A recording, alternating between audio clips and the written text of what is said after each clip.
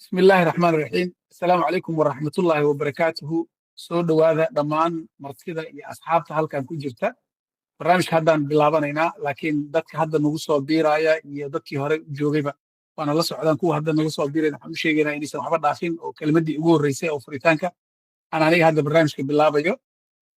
barnaamijkan wuxuu ka mid yahay barnaamijyada sida gaarka ah qiimaha ugu leh ummadda Soomaaliyeed ama qof kasta ee suugaanta jecel gaar ahaan dadka aadka u daneeya fanka hayaan heritage kaalin weyn ayay ka qaadatay in ololo noocan oo kale ay samayso ee barnaamijyada noocan oo kale ay ku keento ayna soo abaabusho si dadka ay wax uga ogaadaan adduunyada inta aanan la samayn waxa ka horreysa cilmi baaris ama horta in la ogaado la isweydiiyo kayna adduunkan lama dhiso ilaa marka hore inta laga hadlo wax laga sheego kadibna ay sidaa ku timaado samayntiisa waxaan filayaa caawa inay ka mid tahay waxyaabahaas oo kale oo laga hadlayo inkastoo fanka Soomaaliyeed uu dhisan yahay haddana weli waxaan isleeyahay adduunka horumaraya iyo sida uu u socdo habkii hore uu u jiray iyo habkan inuu la qabsado iyadana waxay u baahan tahay dad khabiiro ah ama aqoon u leh ee la socda ee waqti geliya intaanan bilaaban barnaamijkeenna marka hore waxaan ku soo dhaweynaynaa si barnaamijkan noogu furo hayaan heritage iyo hay-addan waxa ay qabatana nooga sheekeeyo gudoomiyaha axmed cabdiwahaab axmed ayaan ku soo dhaweynayaa in uu marka hore noo furo barnaamijka cabdiwahaab ku soo dhawow aad ugu mahadsantahay walaalkay Cusmaan Cabdi adii iyo dhammaan saaxiibada kale ugu horeeya walaalkay Cali sida sharafta leh noo soo ajiibteen sida qiimaha leh ee aad aqbasheen in habeenkan quruxda badan aad nagala qayb qaadataan barnaamijkan oo ah barnaamij noociisa kii ugu horeeyay la qabtay waa soo koobi doonaa waxaan sugayaa habeen xiiso badan oo yani Ustaad Cali ka bogan doona iyo saaxiibada kale xogtooda ku aadan mawduucan heritage hadii aan soo koobo waa hay'ad ka shaqeysa ilaalinta badbaadinta horumarinta iyo casriyeynta dhaqanka Soomaaliyeed oo saa ogtihiin noqday berihii u dambeeyey ama sanadadii u dambeeyey dhaqan agoona munaasabadan waxaa uga faa'iideysanaya inaan la wadaaga saaxiibada in isbuucuun ay ka harsan tahay inaan sanad jirsano taasoo micnaheedu tahay in sanadkii lasoo dhaafay oo dhan aan ka shaqeynaynay dhaqanka Soomaaliyeed howlo kala duwan aan qabanay oo si uun xiriir ula leh musigan si uun xiriir ula leh si guud dhaqanka Soomaaliyeed barnaamijkan wuxuu qayb ka yahay silsilado barnaamijyo ugu talagalnay inaan wacyigelin ugu yaraan indhaha dadka ugu kala qaadno ay ku aadan musiga Soomaaliga maadaama aan qaban rabno 6da bisha November sanadkan barnaamij weyn oo aan iclaamino ugu magac darnay Muqdisho Music Festival noocyada musiga ee soo bandhigi doono waqtigaasna waxa qayb ka ah musiga magaalo yani musigan funky musiga Soomaalidu ay caan ku ahayd waliba waqtiyadii bariyasamaadka sidoo kale waxaan barnaamijyo ka samayn doonaa intaana la gaarin bacdadaas weyn qaybaha kale ee musiga Soomaalida hadii aan lahayd musiga diiniga ah jiro musigyada kale yani suugaanta iyo musiga la xiriira lala xiriiriyo magaalooyinka xeebaha sida musiga tarabka la yiraahdo fanka tarabka la yiraahdo yani music being fanka tarabka iyo funuunta kale ee kala duwan oo aan rajaynayno inay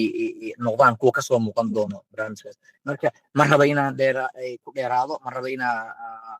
wax badan oo badan aan hadlo waqti aan qaato waxaan u daynaa Cusmaan iyo walaalkay Cali si mawduucan xooga loo saaro wixii information oo ku saabsan saaxiibada inta ugu badan waxay kala socdeen boggeena inta kale hadda nagu cusubna waxaan leenahay boggeena wax badan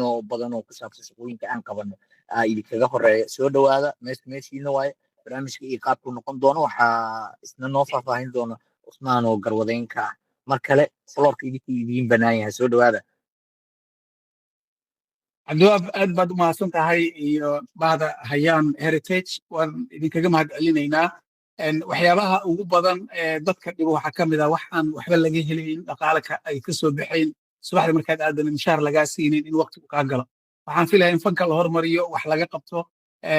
dhaqanka Soomaaliya la ururiyo waxaasoo dhan dadka ka shaqeeya inta badan dhaqaale kuma helaan jacayl iyo rabitaan iyo horumarin waxooda unbay ugu jiraan marka hayaan heritage aad ayaan anagana uga mahad celinaynaa kaalinta weyn ay ka qaateen gaar ahaan waxaan leeyahay qof kasta oo dadka soomaalida qurbaha joogana si gaar waa inay usii jeclaadaan haddii afkeena ama dhaqankeena uu lumo waxaa meesha ka baxaysa bulshanimadeena meesha ka baxaysa barnaamijkan aad ayuu u dheeryahay mana filayo inuu soo koobi karo laakiin wuxuu isku dayaa aan haddan usii sheegayaa waxa uu noo hayay inuusan naga wada dhammayn waxaan haysanno waa saacad cali naaji ayaa barnaamijkan caawa halkan ka soo jeedinaya oo marti u ah oo ah qofka ugu weyn ee baresentarka barnaamijka ka ah aniga waxaan u ahay xiriiriye anoo cusmaan cabdi xasan la yidhaahdo cali naaji inta badan dadkaan aqoonin haddaan si kooban ugu sheega laakiin dadka aaday u yaqaanaan waa intaad waxaad ku aragtaan inuu yahay filim qaade ka shaqo ka badan ayuu qaban jiray oo kaga horreysay aniga aan si fiican ugu jeclahay inuu dib ugu laabto shaqadan fanka wuxuu ahaa soo saare heesaha sidoo kale wuxuu ahaa maamulaha kooxda moonlight iyo afgadro heeso soo saare marka la yidhahdo dadka qaar waxaa laga yaabaa inay u arkaan heeso soo saare xagga u socdaa hal mid ayaan tusaale idinka siinayaa fanka soomaaliyeed qaladaad badan ayaa ka buuxa markaad aragto gaar ahaan heesaha waxayna ku timid soo saare la'aan fanaan ayaa wuu heesayaa gabar ayay isla qaadayaan hees fanaanku wuxuu u heesayaa qof saddexaad oo maqan wuxuu leeyahay hebloy sidaabaa ahayd ayuu ka sheekeynaya jacaylkeeda qofkii ag taagnaana isaga ayuu la heesayaa meeshaas ma aha ninka abwaanka sameeyey inuu wax qalday mana aha ninkii muusiga sameeyey ninkii waxaan soo saari lahaa ee fiirin lahaa ee hubin lahaa ee meesha waana shaqada ugu badan ee reer galbeedka iyo carabta iyo dunida horumartay oo dhanba fankooda uu ku tiirsan yahay marka calinaaji dadka aqoonta gaarka ule ayuu ku jiraa waana uga mahad celinayna fildaas inuusan ka bixin badana dadka codkooda la maqlo la arkana ma aha laakiin waa dadka shaqada ugu adag ee quruxda badan qabta cali muku sii dheeraanayo filim qaadanimadiisa iyo inuu heesaha soo saare ka ahaa qabiir yahay muddana ku jiray fanka magaaladan aqoon gaar u leeyahay haddana uu kusii darsaday ururiye ayaa caawa marti nooga waan qofkii ugu habboonaa aan isleeyahay ee barnaamijkan caawa ka hadli karay cali war badanaan ku daaliyey dadka waktigaagiina waan qaatay waad ku mahadsan tahay kusoo dhawow barnaamijka kana raalli noqo inta aan waktiga badan kaa cunay calinaaji soo dhawow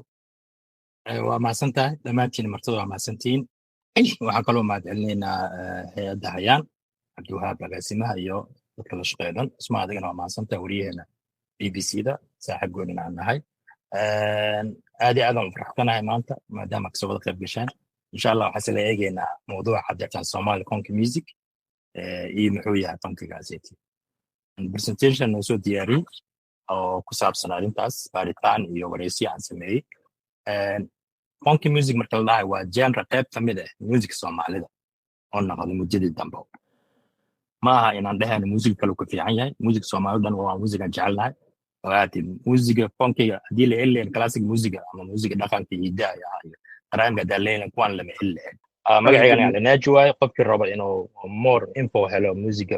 waxaan leeyahay page Instagram oo Mogadisco Funky la dhahayo meeshaas aan wax ku qornaa kusoo diyaarinaa Somali Conky Music uga hadalnaa iyo taariikhdooda iyo fanaaniintii meesha kala socon kartaan anigana kayga personal waa Naaji Visuals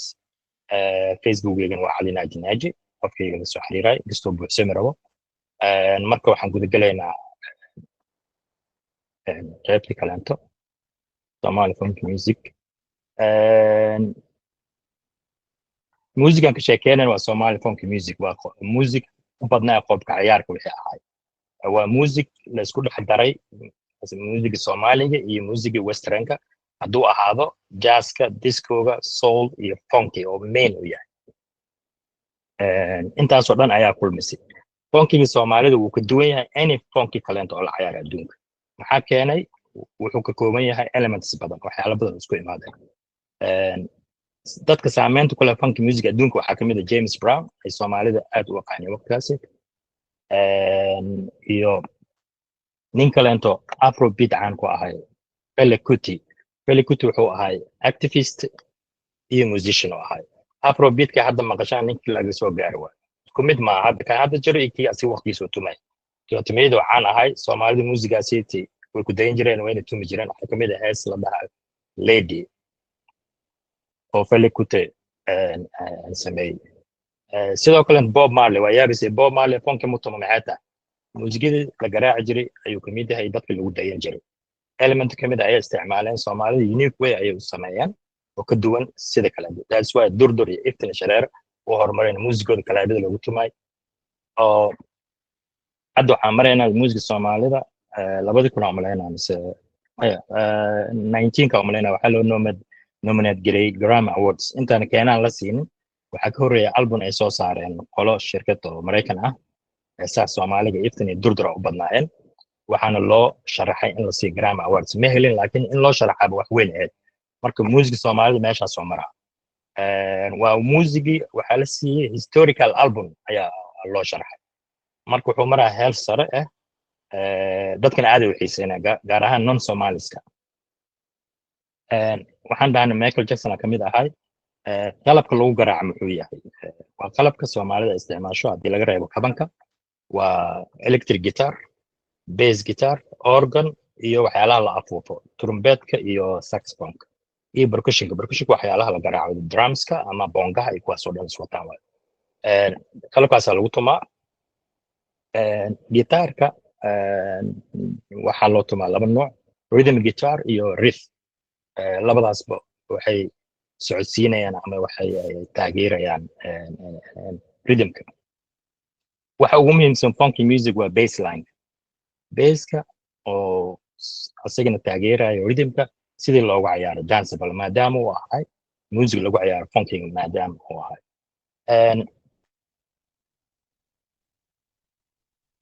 okay maadaama aan dhahnay funky music waxaa bass u ah Somali music Somali music muxuu yahay Somali music waa pentatonic scale macnaheedu waa 5 note waa shan adduunka meesha ku isticmaalo western music waa 7 badanaa Somali music waxa waaye 5 note waa ka duwaya waxaa nool mid ah Ethiopianka Suudaanta Afrika badan blueska hataa Chinese-ka qaar ka mid ah Korea gaar ahaan muusigooda hore intaan la casriyeyn wadamo badan nool mid ah Scotland hataa traditional music Scottishka waa sidaas marka 5 note-ka uu ku duwan yahay kan carabta iyo western music marka waa jireen mar lagu daray gaar ahaan banaadiriga waxay ku isticmaalaan semitone ama half tone wax la dhahayo wax yar sida loo qurxiyo half tone lagu daraa not full tone waxa lagu daraa marka pentatonic maxaa waa benta waxay ka kooban tahay 5 iyo tonic oo tone macnaha waa abtrik waxaan tagaynaa marka Somali musiga waxaa bilaabeen oo soo bilaabay markiis hore koox waxaa soo baxday aftameeyadii balwa la dhahayo cabdi sinema la dhahayo reer Boorama ayaa baawur ka jabay waa taqaaniin sheekada caanka ah bacdina wuxuu sameeyey erayo oo cod saaran laxankii bacdina waxaa ka dhashtay gurbaana la raacsiiyey gurbaan markii la raacsiiyey waxay noqotay wax la qaadi karo meelaha loo tegaro wax hees u egaa dhalatay kabacdina way baxeen Boorama tageen way ka tageen Hargeysa umaleyna markii dambe waxay tageen jigjiga kabacdi way kasii tageen dadka ku kaceen waxay tageen Djibouti markay tageen kooxdii dib loo aasaasay dadku cusub ku soo biireen markaas ayaa ugu horeysay music Soomaali oo kaban wato waxaan raacsiin nin Saalax al-Cantari la dhahayo Yemani mawduucaasiyati waa dulmareen alle mawduucaas oo faahfaahsan waxaa ka helaysiin Bashiir Good qoraal dheer oo fiican oo beautiful oo si fiican oo qodobeysan oo ka sameeyay research badan oo geliyay waxa la Somali music through the ages Bashiir Good qoray online ka qorto helaysa ama YouTube ayuu ku jiraa YouTube kayt ayuu ku jiraa Somali kayt da qorto the history of the Somali balwa marka labadaas ay tahay Somali hadaa rabto waxay helaysaa YouTube ka soo hadlayo qoraal ahaanna oo aad u fiican I think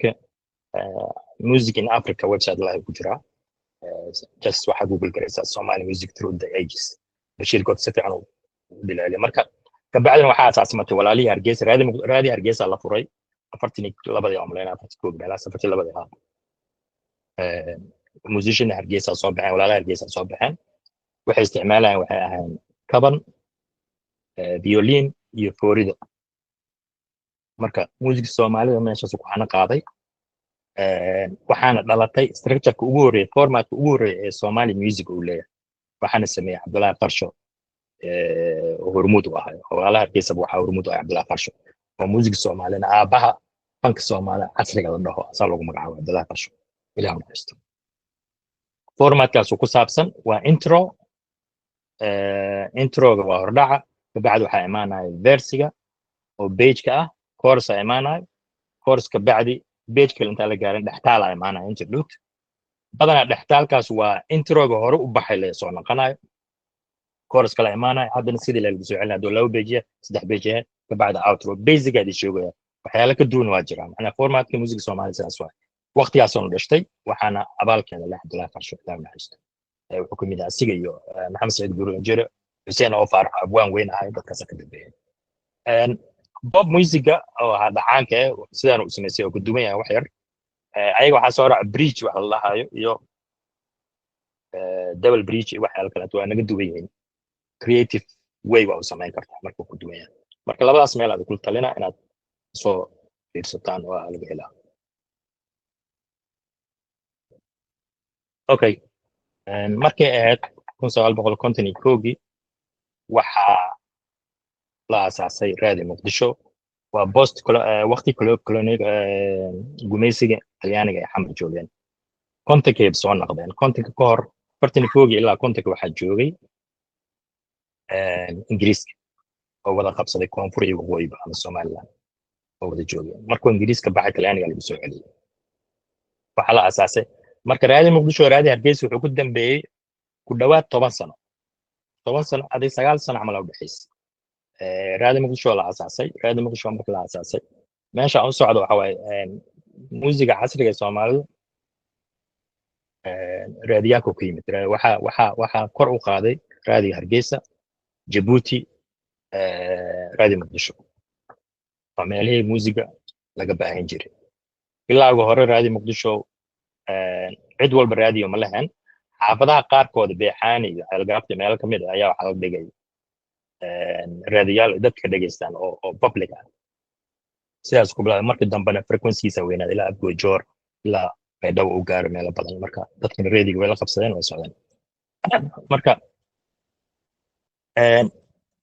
sax waay funky musiga wuxuu xoogeystay 60meeyadii Soomaalina wuxuu ku xoogeystay 70meeyadii 80meeyadii ilaa wadanka civil war galo dagaal dhaco laakiin musiga casriga ah weligiis waa la tumay intuu raadi Muqdisho jiray bilawgiisi waxa kontomeeyadii waxaa jiray adduunka waxaa jiray kontomeeyadii musiga ugu caansanaay wuxuu ahaay kontomeeyadii rock and roll iyo blues rock and roll iyo blues ugu caansanaay saddexda qofood aan dhihi karo pioneers ayaga horyaalka ahaay oo muusigooda uu ku duwanaa muusig kale aan dhihi karaa ilaa naxariis Qaasim Holoole halgamaagi iswaacelnay heesaha gubaabada iyo gobonimada tirinay oo qaadi jiray waxaa ku soo xigay Suufi Cali waxaa kaloo ku soo xigay Axmed Shariif maaha Axmed Shariif Killer ninkan waa 60meeyadii nin hees jiray ilaa 90meeyadii noolay riwaayadana sameeyay abwaanna marka waxaan dhahnay waxay ku soo biirayaan gaar ahaan Qaasim Holoole wuxuu ku soo biiraa raadi Muqdisho kontomeeyadii 54 camal ku soo biiraa raadi Muqdisho asigoo xarunta SYL ka hayso wuxuu ahaay halgamaa activist waana ninkii ugu horeeyay duubo hees Soomaali tooso muusigeeda qaabka loo qaadana qaabeeyay waxa ka fahmaysa Soomaaliya tooso iyo asiga oo beerada u qaadi jiray inay isku egyihiin taas ka fahmaysa qofkii alif heestaas waa isku heestaas magaleen waa arrin kaleento laakiin aniga waxaan u maleynayaa inuu ninka ugu horeeyay Yuusuf Xaaji Aadan Kooziye Abeed marka qof kasta wax ku darsan jiray ereyadiisa ana sameeyo leeyahay marka ereyada kala duwan sahlata marka stylkiisa musiga waxay ahayd wuxuu ku dayin jiray badanaa Talyaaniga meesha joogay heesaha Talyaaniga taa ku qaadi jiray heeso marka oral source ah dhaxay jiro oo sheegay jiro inuu ninkan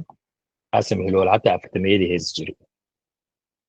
anaga recording iyo raadi Muqdisho inuu konta afarta bilaabo taas waa documented taas waa cadeen loo hayaa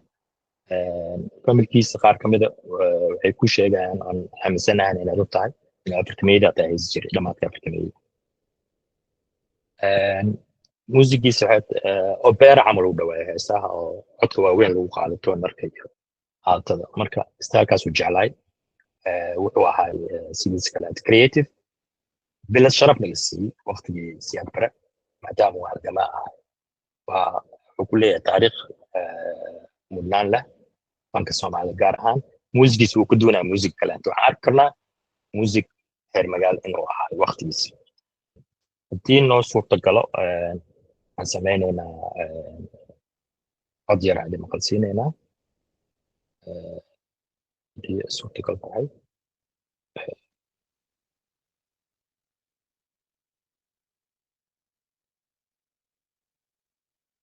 قاسم هلولي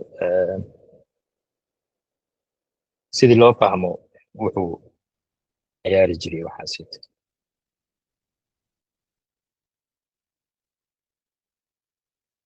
ما مغلا سيفيا ما قشع مغلا waxaad dareemaysaa inaad muusigiisa oo ka duwanaa music kaleento more soulful iyo blues camal waayo recording u dambeeyey laakiin jiray kontameeyey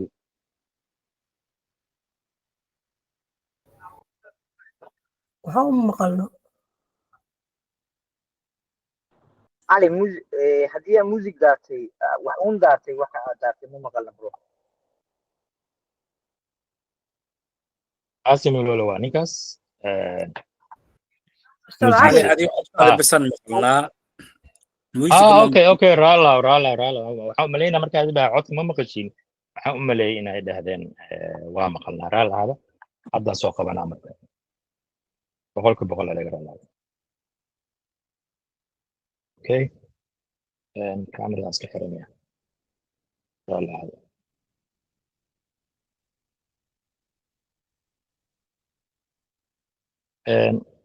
waana prestige ku joojiyaa soo qaada okay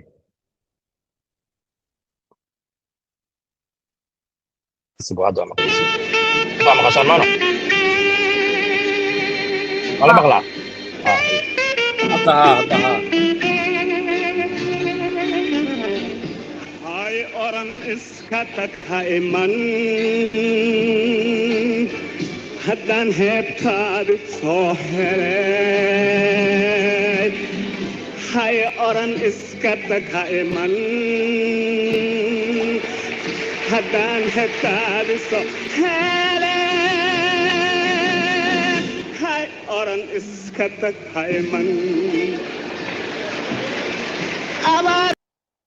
marka tusaale leh waay youtube-ka ka helaysa meel kasta ku jiraa marka qaasim ilol ninkaas uu ahay marka waxaan dhihi karaa aniga wuu ka duunay dadkii xilligaas joogeen waa jiraan dad kaleento lahaayeen saameyn jaamac job oo kaleento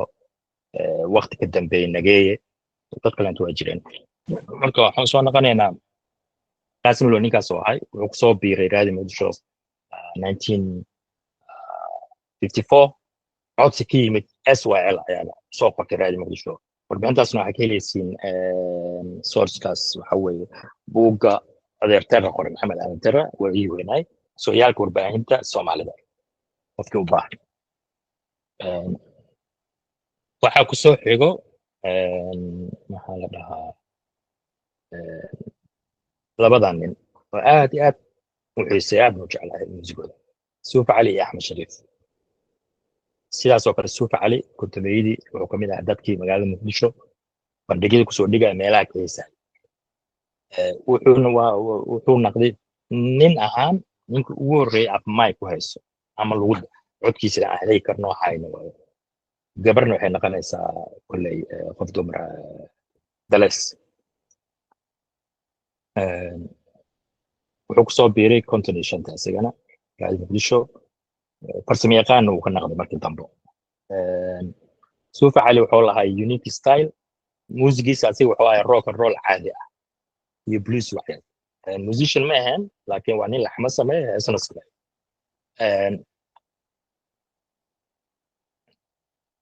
waxaan jeclahay inaan wax yar idin maqalsiiyo midda kaleentana waa ninkii ku dhiirigeliyey caashe cabdo inay af soomaali ku haysto maxaa yeelay ayada waxaa loo qoray inay ay ku haysto waxaa loo qoray raadi muqdisho ayada in ay sawaaxili ku haysta ama ku shaqeyso dad sawaaxiliga so waa ninkii ku dhiirigeliyey heesan la qoray waxayna la qaaday heesta daahir oo dad qani heesta soo jirto labadaba la qaadaan kala taale waxay raani ka maqalsiina axmed shariif markaa dhammaan ka bacdi waa joojinaynaa su'aalaha soo bilaabana insha Allah bilaa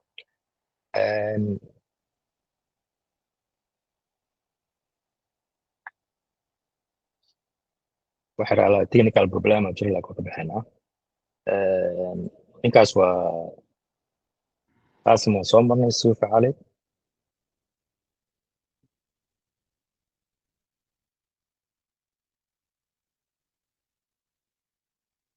هسه عن قاعدة هو ماي دالت لكن واحد جفته هسه كلامته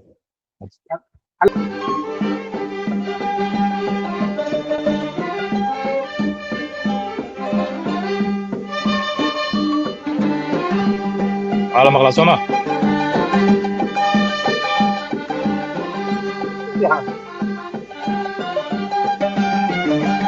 حاجة في عام على مرة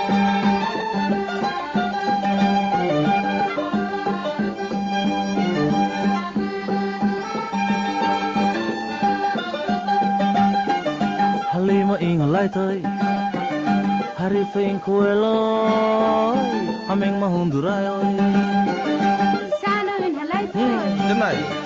Harifin kueloy Aming mahundurayoy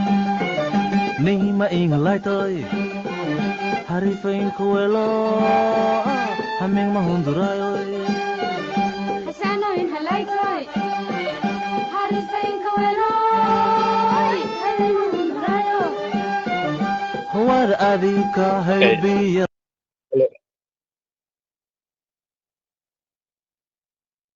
ujeedada la muhiim ah marka waa fahmi kartiin aad dareemaysin inuu xiiseynayo maxaa la dhahaa rock and roll stylekaas inuu jeclaay muusigaas inuu tumi jiray marka heese badan uu leeyahay noocan camal oo ka duwan wixii markaas la tumaa traditional ama classic music markaan dhahan maaha western classic ma ka wadnaa heesaha soomaaliga hore loo tumi jiray oo high value iyo long lasting quality lahaa kuwaasaa ka wadnaa macnaha habka traditional loo tumaa maana si kala duwan hab lagu ciyaari karo lagu baashaali karo marka magaciisa wuxuu ahaay ninkaas wuxuu ahaay suufa cali hees kalaa jirto heestaasaan kusoo xireenaa suufa cali carraalahaada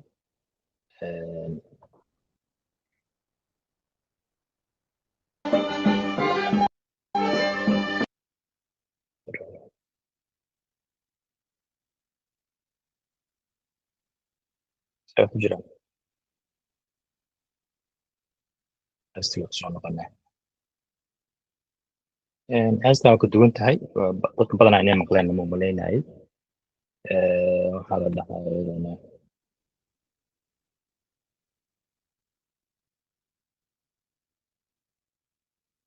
waan dhibtooda la haystaan Waad dhumatay waa dhaqaaqday dhaxyaaray war ma ka dhabba dhawaacadiigu dhaafti ma dhawin mooy daraar walbaan dhakhtarka dul dhigaaye idinkaga iyo idhaafi waaye dhalinta iidil kudigu kaa dhirfaanay dhamxaanagayga ku dhilaashay ila dhuuma waa aan dhibtooday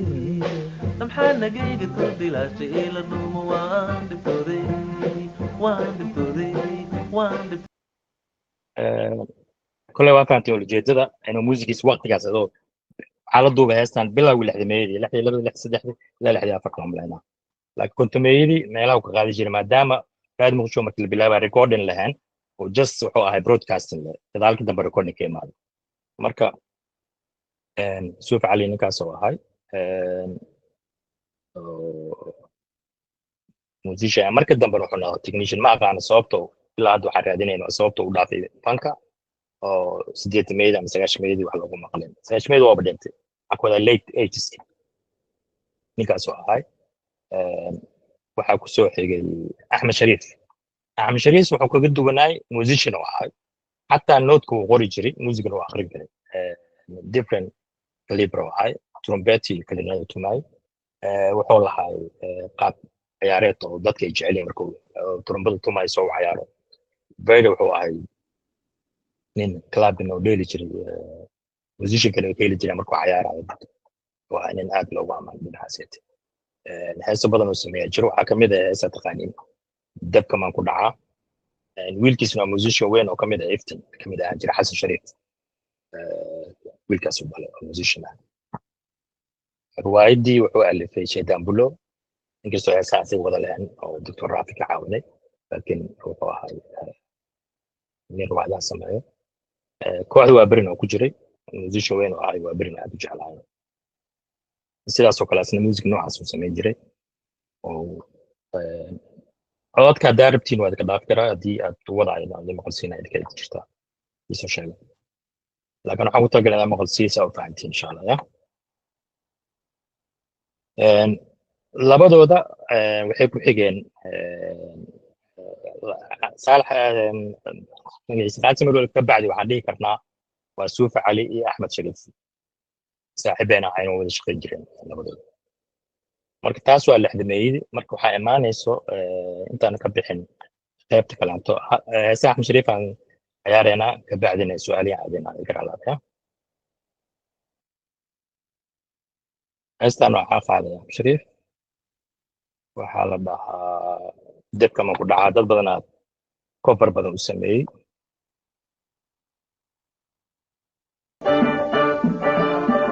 dadka waa igu diimay eeduqonaalay mooday dadka waa igu diimay haduqonaalay mooday dugsigaygina diiday diinkii aan baranaaye duurka maanu kacaa dugaagta maa idiley mase waadi daaween haddaan duloobi dartaa ee dabka maan ku dhacaa mase waan ka durkaa haa dabka maan ku dhacaa mase waan ka durkaa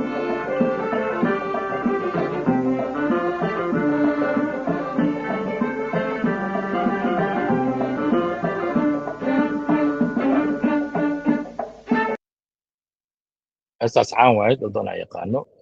waxay ka mid ahaa heesii uu ka hadli jiray axmed shariif heestaas iyo heese kaleento heesta ugu dambeysa ku khatimayna kabacdi su-aalaha aadaynaa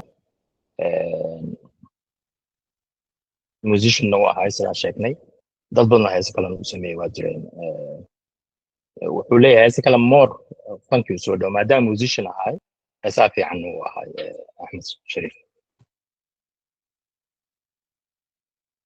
اسمعوا وكو سوري جينا سؤالان وسأقدم إن شاء الله مركلا بعده تبرر كرينا أنت تسيسعود اوكي ان على هذا ما سنتهي ان waxaan filayaa in asxaabta ay si fiican ula socdeen cidii su'aal qabto intaan gelin qaybta kale oo cali uu noo present gareyn lahaa yaa qof su'aal qabo haddii jiraan oo wax ka weydiinaya fankan muusiga magaalada ama ra'yi ka qaba tusaale hadda suufi cali siduu muusiga u dheelayay iyo Allahu naxariistay isna qaasim hilowle oo asalka ku haya heesi reer galbeedka ama heesa muusig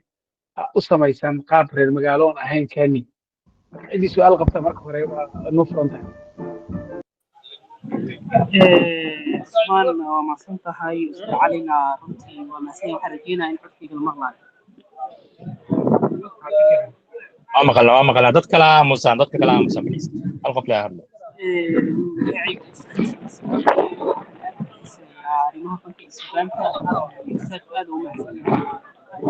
الموسيقى الواحد لها واللغة العربية الموسيقى اللي تعرف أنا سؤالي وقواي أنت بدل فنكينو فنك أفريقيا ولا مركز لا حلا حتى هو تاني إنه عالمي يعني لجأ قاني نسي وحياة براجل وأنا كنت أقولي أو علاقة اسمع سؤال شيء يسوي عليه وسبع مغلا دام غش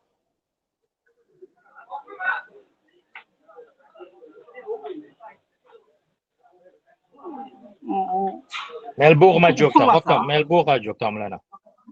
اوكي وكل عبنا سوري وما كنت هاي سوري مال بحاجه تجي حتى تقول علينا سؤال waxa waaye inta Soomaalida muxuu lahayn qaali la yahay muusikada ay jawaab jirta oo wadamo Afrika aragnay inta badan fanaaniin caan oo dunida laga wada yaqaan fankeena inta badan ma hana qaado waxa u sababa isla sida u sababa mise cilado goori oo fankeena ayaa haysata okay ay su'aal kale inta laba isku qaadanayna magacaaga sheeg Mustafa Warsame Fikri اسمعنا هاي قال سؤال لما تاخذ اوكي سؤال ما جبت اعمل هنا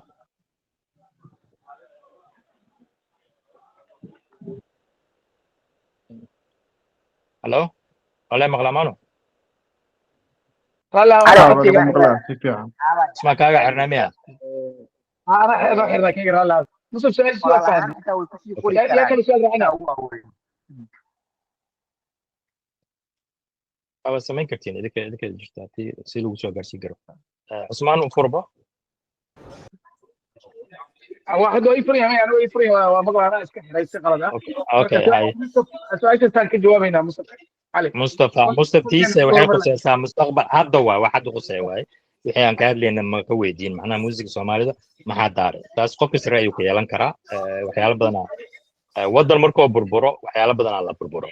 muusiga hadda kale waa muusiga la sameeyay wadanka markuu dhisnaay oo tayo lahaay awood lahaay dhaqaalo military ahaan fikir ahaan iyo dad ahaan iyo suugaanteena macnaha hal meel aan wada joognay marka waqtigaas la sameeyay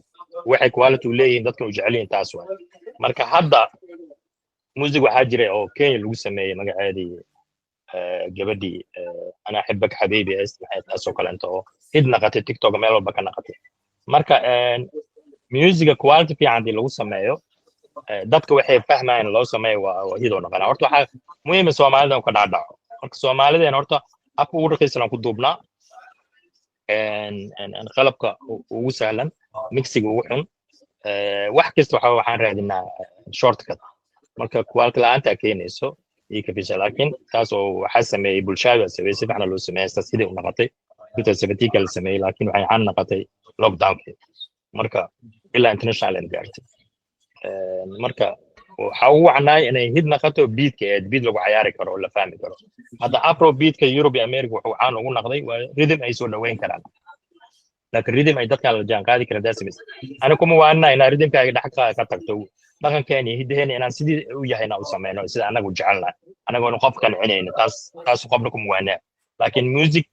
oo aad jeceshahay waa sameey kartaa dhigi kartaa kan funk ya raba ama hip hop ara arabi aad waa sameey kartaa laakiin wali qof ku qancin kaaga sameey waxaad jeceshahay kaas wax gaaraysa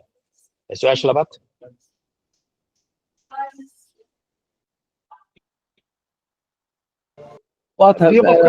مالي مقلا lagu maqlaa وسلامة أستاذ علي حسن تيم كلنا وسلامة مقعي واحد إذا شاكر محمد سؤال عن قبل أستاذ وحياته هاي بدن كنا قارهان ضد الجرات سدي بربك كديب موسيقى ugu badan oo aan Soomaalida ka aragno waxa waaye waa muusiga la socdo heesaha marka saas daraadeed hadii barnaamij idaacad aad dhageysanaysid ama hadii xitaa aad dhageysanaysid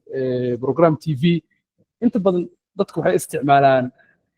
music hees caan ah background laga dhigaa marka maxuu muusigan ugu yar yahay waxaan la yiraahdo film score ama TV score ama documentary score oo ah music si gaar ah loogu sameeyay TV program ama documentary ama film music noocaas ah muxuu ugu yar yahay musigeena mise uu jiray inaga aan warka haynin taas waxaan rabaa ustaad inaan noo faahfaahiso maasanta waa maasantid su'aalaha waxay u badan yihiin badanaa topic aan ka hadlayno wax ka baxsan laakiin waa qadarineynaa waxaan jeclaaleynaa topic kusoo koobno tan waxa waaye instrumental music dad sameeyaa jira music kaliya oo loogu talagalay waxa la rabo marka waa la sameyn jiray markii barnaamijyada oo raadiyo muqdisho ka bixi jiray ama TV-ga music waxaa jira loogu talagalay barnaamij waxaa jira caan ah bandhiga radio muqdisho la dhihi jiray markuu bilaabana music ku bilaaban jiray caan ah la yaqaan BBC West maasha kulli waa isticmaalaan barnaamij filmka sameynaa waa la sameyn jiray marka waa la sameeyaa barnaamij oo music la ka kooban iftina ku ay tumeynaa jiro la helaayo oo musically ah instrumental ama waxyaalo badan jiro marka hadda ma aqaan xilli sameyn baadi jirin qof markuu film sameynaa saa codsana waa dalbana waxaan rabaa waxa sameeyo marka insha Allah barnaamijka ku naqanaynaa waa maasantiin waqtigan ugu dheeraado waa soo gobsiinayna insha Allah heesta hadda waa balay gareyn karnaa heesta waa tan aan ugu talgalay think hadduu shaqeynaa barnaamijka watana haysta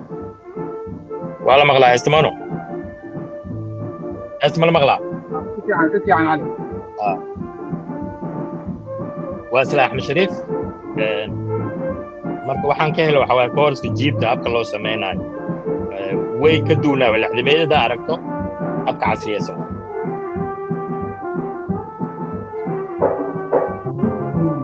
maxaa jira oo dila joogeen ii jawaabe joogdeen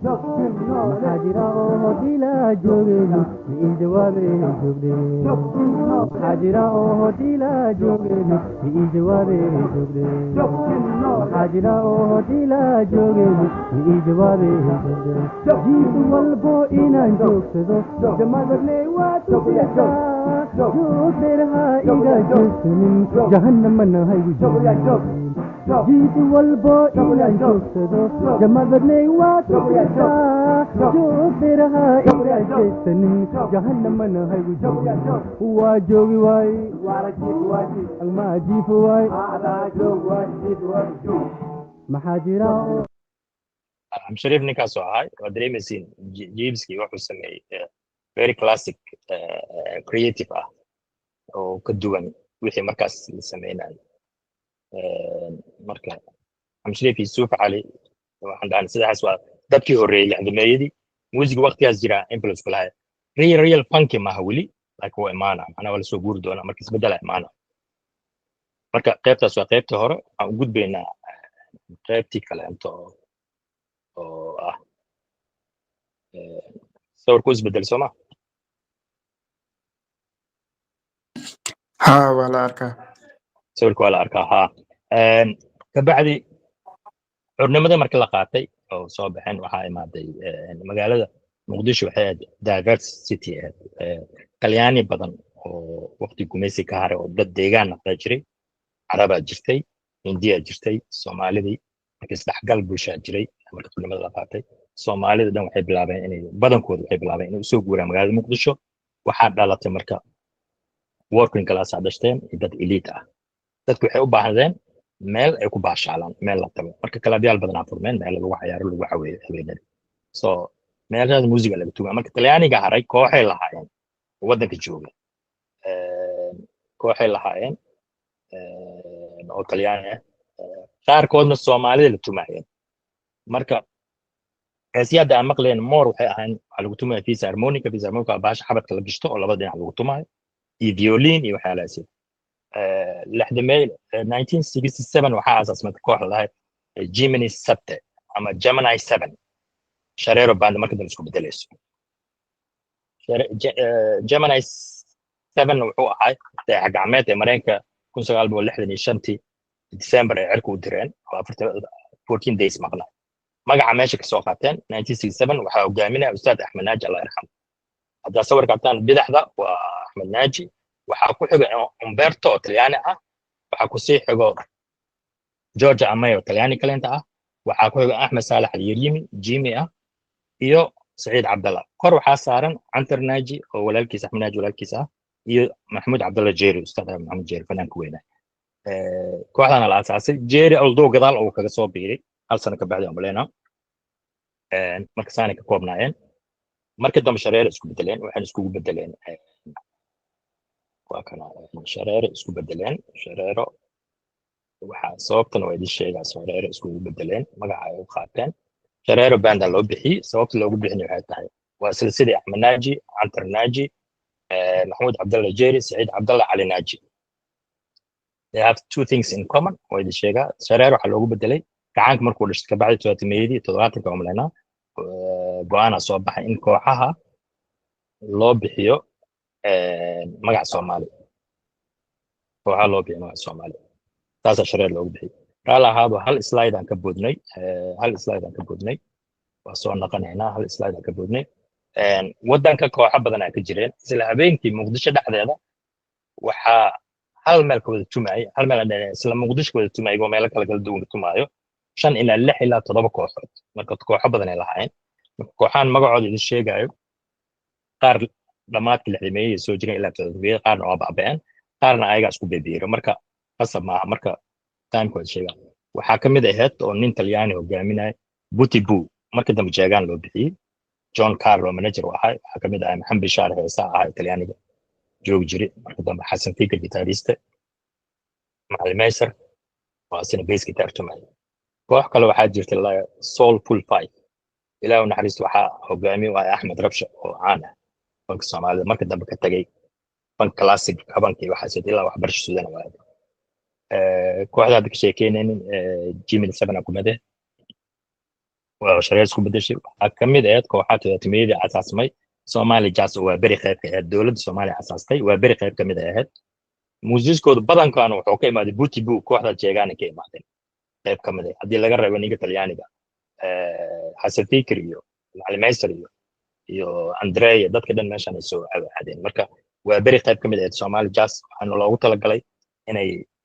muusiga si fiican sidii funka u tunto meelaha dalxiiska markii marti imaada ay ku tumaan hataa dibadda aadi jireen waxaa kaloo ku mid ah Sonson Brothers ka xumay waxaan u malaynayaa cali inuu ka go'ay waa noo soo laabana taariikhdaas uu noo waday sida horta cali u sheegay fanka reer magaalka ah isagaaba ka mid ahba hees albumkiisii Bella heesta ku jirta albumka Bella la yiraahdo heesta Bella aba ka arkaysa haddaad YouTube ku qorto Soomaali iyo Ingiriis isku darsan qaabkay u samaynayaan heesaha magaalka waxyaabo badan su'aalihii haddaayay la weydiinayay inkastoo barnaamijka aysan ku jirin caawa aan filayo in mustaqbalka ay tahay in laga sii hadlo waxyaabaha fankeenu u hana qaadi layahay muusigeenu sida kuwa adduunka u noqon layahay calina waa uu sheegay waxyaabaha ugu daran aniga aan arkay inkastoon fanaan ahayn oon saxaafadda ku jiro waxaa ka mid ah shortcutkaas cali sheegay waxyaabaha kaleetoon aad u arka waxaa ka mid ah loomaba baahnaba ragga fanka ama muusiga sameeya inay hal abuur sameeyaan boqolkiiba 80 ayaan ku tilmaami karaa aniga laakiin dadka iga aqoonta badan hadday baaraan waa laga yaabaa inay helaan muusigii la sameeyey wixii ka dambeeyey 90 markii dowladdii militariga oo Soomaaliya oo badanaa heesaha hubin jirtay ay burburtay wixii ka dambeeyey muusigii la sameeyey boqolkiiba 80 waxaan dhihi karaa daliilaqu u badan yahay sabab kalena maaha 20 hees ayaa midba laga soo qaadanayaa hal qayb marka la isu geeyo hees cusub ay u ekaanay laakiin hees cusub ma ahano waa heesii la isu geeyey waxaan dhageysanay heestii suufi cali allah u naxariistay ay harifa inka weelo iyo jannah hamin ma hundurayo hanimo in halayto iyo hees kale suufi cali qaado oo la yiraahdo afmay ah halaw wii hakeyn dire labada BBC da archive-keedan ka dhageystay labadooda music marka la isku daro hees cusub la idinka ka dhigay waa heesta la yiraahdo ku qulqul wadada dhageyso music heestaas heesahana soo dhageyso isku fiiri labada music 99% way saariin waa heesas oo si toos ah loo soo qaatay labada music oo la isugu kaaqsay waa laga yaabaa ninka muusiga sameeyay oo sheeganaya inuu yiraahdo waa wax cusub laakiin sideed wax cusub ku samaysay 1950 iyo 1958 meelaha inta u dhaxaysa laba heesoo la sameeyay in muusigaadii uu sidaas oo kale noqdo fanaanka heesta qaado happy faral something la yiraahdo magaciisa aga lumay waxaa lagu haystay hal lyrics oo hal line kaliya lagu haystay millions looga qaatay hees la sameeyay afro 1969 ma aqaan waa ilo liiskii ku jirtay bal ka waran laba heesoo complete ninkii qaato isku darsaday sidee marka aad fankaaga adduunyo u gaar haddaad hees cusub sameeyay taa kelima heesa badan dhageyso markuu muusiga bilaabo waxaa fahmay heesihii hadda waxa ugu daran aad loo bilaaqaystaan arkaa aniga heesihii wadaniga Soomaaliga ahaa iyo kuwii kacaanka oo Maxamed Siyaad Barre dowladdiisa lagu amaanay waa la wada joojiyay lama isticmaalo militariga iskala leeyahay kuwii wadaniga waa la ogyahay waa la dhageystaa laakiin heesihii kacaanka ahaa waa suuqi ka baxeen dadkii ma maqlaan marka dadka qaar waxay moodaan inaan la ogeyn marka heesihii kacaanku soo dhageysana laxankoodii Cabdi Bashiir Indabur hees Maxamed Siyaad ku amaanay Allah u naxariiste hadda waxa dhimno kaliya heestii soo baray in muusigeeda heesa kale oo laga dhigo marka taasna waa jirtaa oo dhibka ugu badan ee fanka aniga aan ku arkay ay ka mid tahay aan filayo in haddii la sii baaro oo dadka fanka aqoontooda ay sii baaraan la ogaan karo inta adigu ku talagelaysid inaad wax xaddo ama aad wax isku keento waan tusaaladan usoo qaadano essay ama qoraal kor haddii lagu dhaho adoo arday ah oo intaad google ka gasho ama internet ka gasho laba leenba aad book ka soo qaadato isku darto paraphrase ku samayso habayso almost waa sheeko cusub laakiin waxa uma aadan sameyn waxba isu geegeysay marka dadka hadda muusiga noo sameeya noocaasay u badan yihiin badanana magacooda ka been sheegaan abwaanaad maqle aniga abwaan waxaan u aqaanaa nin silsilad dhan sameeyey oo hees riwaayad geeraar guur waxa dhan wada leh hal barnaamij dhan sameeyey oo sida allah naxariistay axmed naaji sida sangub oo laynan samaynayo laakiin nin hal la sameeyey waa mu'allif isuu abwaan ku noqday su-aashana waa la yaabaa marka qaar marka waxyaabaha keenaya waxaa ka mid ah in waxayna ay hormari waayaan waa shortcutkaas iyo in la fududaysto waa mahadsan yahay cali waa noo soo laabtay wax kale kuma aan darin meeshii aad nooga sii qabanaysaa cali soo dhawow mahadsantiin thank you mahadsantiin raala cili farsamaan dhacday marka saasay u samaysnaan kooxo badanaa jireen waxaa kamid Somali Jazz dadku hees jiro waxaa lagu bilaabo waxaa kamid ah Faalmo Qaasim Nakaruma Maryam Mursal Axmed Al Cigaal musician-kana dadkaasi ahaayeen kooxdaas kala jirtay Shambala jirtay oo Maclow Xabiib Sharaade iyo Kuuriya ay ku jireen Malkat Iftin marka kooxaas ahaayeen marka Shareero marka waxay kaga duwaneed waxay ahayd kooxda ugu horeysay oo organ hesho macnaa kooxaha kale inta organ ma haysan waxay tumi jireen fisharmonica codku waa kaga duwanahay marka easy u naqon kartay inay ay garaacaan ay tumaan funky music taasaa u sirte gelinaysay marka waxay heleen markii dambe Shareero loo bixiyey marka they have two things in common ay dhahay waxaa ka mid ah waxyaalaha kuwan kulligood waxay ka imaadeen xaafadda loo yaqaano bilaajo carab oo ku taalo shibis ka mid ah iyo kulligood asalkooda wuxuu ahaa Yemen dhammaantood markii dambe Jeria ka bixi doono waa doontaa oo Iftin aadi doono marka waxay ahayd koox tayo leh saddex manhaj ku dadaalo hormuud u ahay asigoo ka tirsan raadi Muqdisho ay waxaas la sameeyay marka wuxuu lahaa saddex manhaj wuxuu lahaa multi talented oo ahay classic music iyo di dhaqanka iyo wixii dhan banaadir ahaata ama ku kala ahay qayb ka ahay night life kana ku music kala bilaabatum badanaan waxay u shaqeyn jireen cover band macnaha cover band waxay tahay heesa Mareykan hore loo qaaday ay qaadi jireen badanaa Soomaalina waa ku daraayeen marka waxay kooxda ugu horeysay organization Talyaani ka iibsadeen koox Talyaaniska iibinaysa Parvisa organ la iibsadeen marka taasa difference sameeyay marka dambe kooxaydana isku daysaday ilaa waa bari ay qaadato kulli kooxadan soo iibsadeen marka dambe waa ku khasbanaayeen taasa keentay marka muusiga markaas waxaan arkaynaa marka artoodatimeeda la joogaa 67 la joogaa Shareero muusigeeda markay tunto heestii ugu horeysay ay tunto maqlaysi oo ka duwanaan doona isax kaleento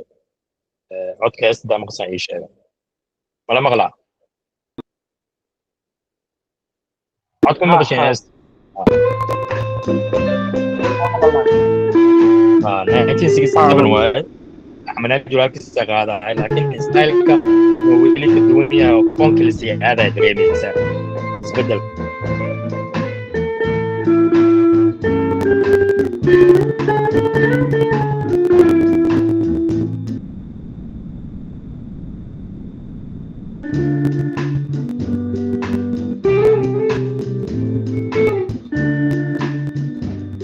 adiga habeen imaalinku heebiyaye hooshi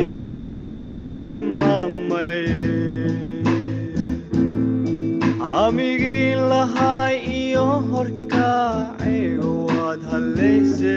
haraalay halkee laga helaa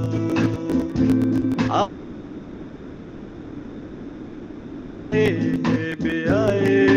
hooshi aan lahay hilmaamay amigii lahay iyo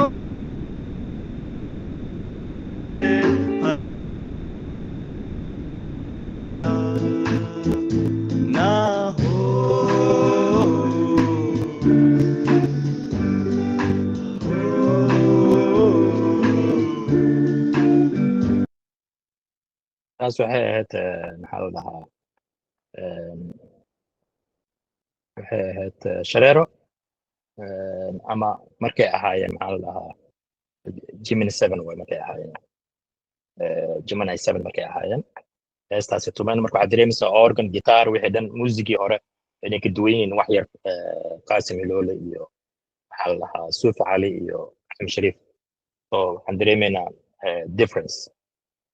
marka shareero waxaan dhihi karnaa trend setterkay ahaayeen dadka hormuudku ahay muusiga casriga waqtigaas jiray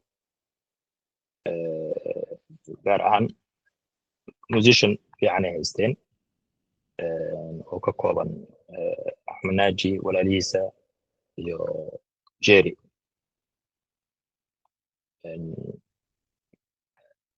mar waxaa jiray ay kooxda kusoo biiray gaar ahaan heesaha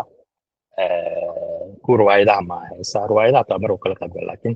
badanaa uu ka tumaayay maxaa la dhahaa kalaabyada meelaha lagu caweeyo axmedi abubakar hees waxaa jirta caasho lalahay hore inoo maqasheen kalama aqaano uu ka qayb galay marka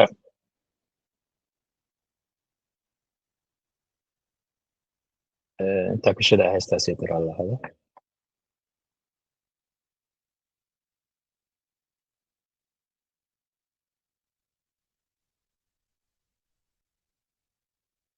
اسمع wax su'aalo kale baan sii qaadaad maya cali wax su'aal ma sii qaadin waxaan sii galnay wixii aan hore noogu sheegteen waxaan sii galnay heesta kale waa tan oo maqashin maano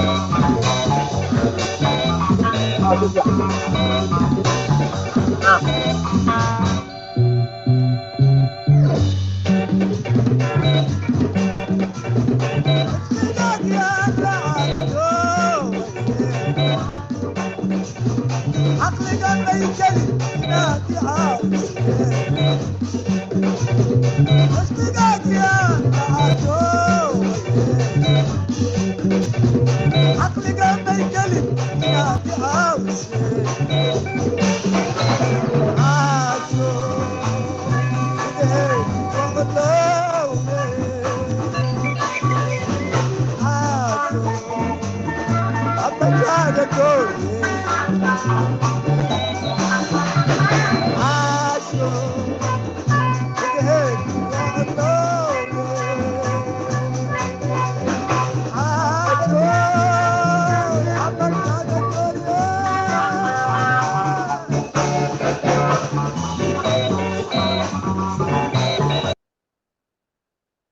beautiful music ninka xamdi cabdigaashaan xamdi abubakar camaari caadi maaha cod ahaan wuxuu ahaay dadka ugu talentsan vocal male nimanka cod ahaan macnaha toonka soo gaarayso oo la ciyaaray technically waa one of the best ilaahay naxariisto fanaan weyn oo ahaay xamdi abubakar marka heestan waxaan dareemaynaa in establishment of funky music inuu imaaday oo dhammaystiran yahay gitarkiisa basskiisa drumkiisa wixiisa dhan meeshaan ku dareemayna heestan waa bilowgii tootimayda heestan hatta jerry uu qaadi jiray heestan shareer markuu ahaa uu qaadi jiray muusigana qayb weyn ku qaata asiga jerry marka taasaa maraynaa meeshaasiti soo shareer waxay kooxda ugu horreysay oo organ isticmaasho soomaaliyeed koox soomaaliyeed establishment of funky music qayb weyn ay ka qaateen keligood ma ahan dad kala jireen major role waxay ahayd qayb weyn ay ka ahaayeen muqdisho night life macnaha habeenkii meelaha musiga tuma jazeera bar oo ku yaalay waxay ka tumi jireen bilowgooda hore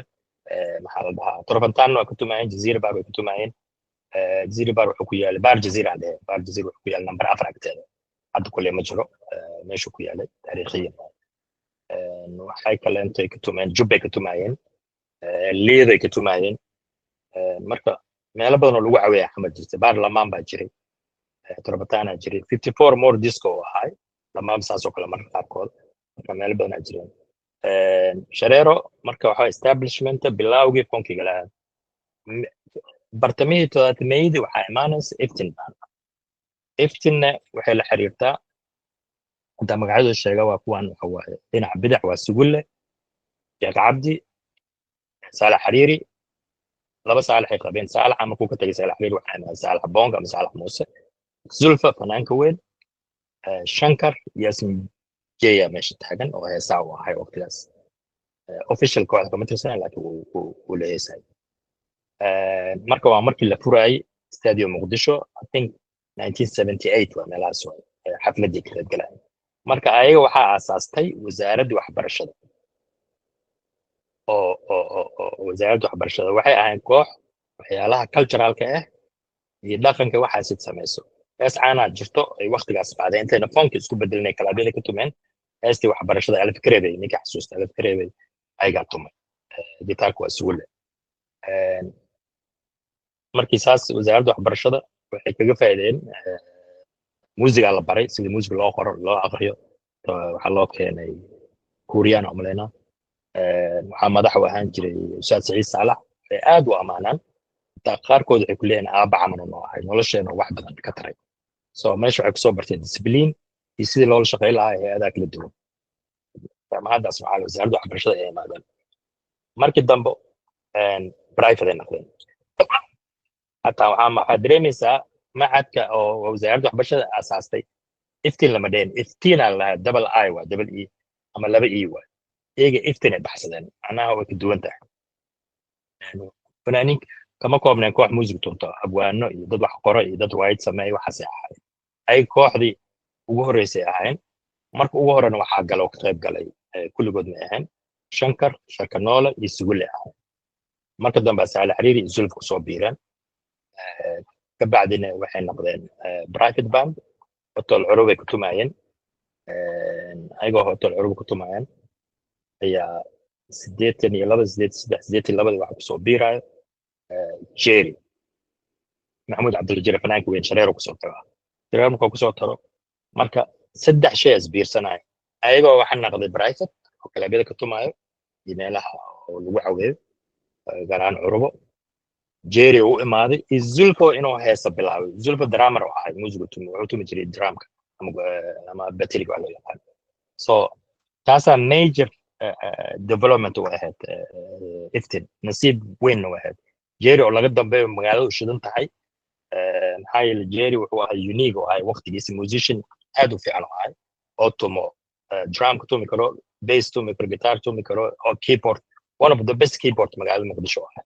gaar ahaan funky markay ahaatay iyo heesaha maraykanka maxaa yeele wuxuu kasoo baxay macadkii missionkii mahaddaa iyo johor nimanka maraykanka lahaay englishkiisa aad ugu fiicnaa waxbarashadiisa aad ugu fiicneed waa nin maxaa la dhahaa lahjadiisa englishka pronunciationkiisa aad u fiicneed dialectiisa so inuu ku heesa heesaha dadka ay ku raaxaystaan easy aad u sahlaneed marka meeshuu zulfa jerry ka tumaya ee dadka aadi jireen heesaha gaar ahaan heesaha maraykanka markuu qaadayo wuxuu ahaa nin aad u codma technical si fiican u heesayo ana magaalada waxa u dhigmo loolama tartami karin markuu iftin imaaday zulfana bilaabay hees soomaaliya inuu qaado wixii dhinac isla kacay iftin magaalada qabsatay tartanka qeybay ka naqatay tartanka kala yimaana hormuud ay naqatay marka isbedelka ay samaysay taasi iftin waxay haddana partnership la xiratay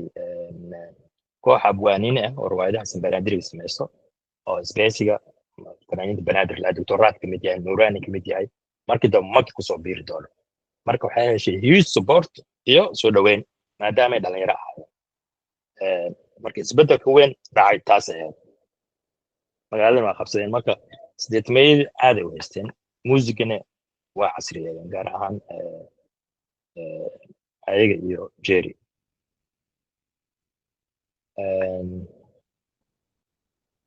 okay marka iftin taas waaye wax su-aal ka qaba iftin band iyo shareero alo male maqlaa cali si fiican ku maqalnaa haddii qof su-aal hayo waa soo dhiiban karaa haddii kale waxaan ka dhigaynaa markaan barnaamijkooda dhamayno barnaamijka waqtiga waa nacaya waa gudsiinaynaa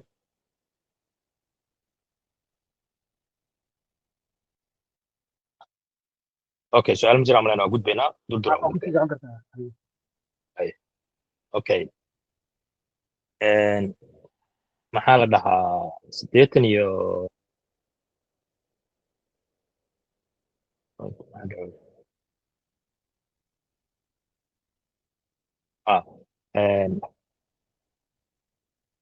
yes durdur baan doomaanayna kabacdi waxaa dhalatay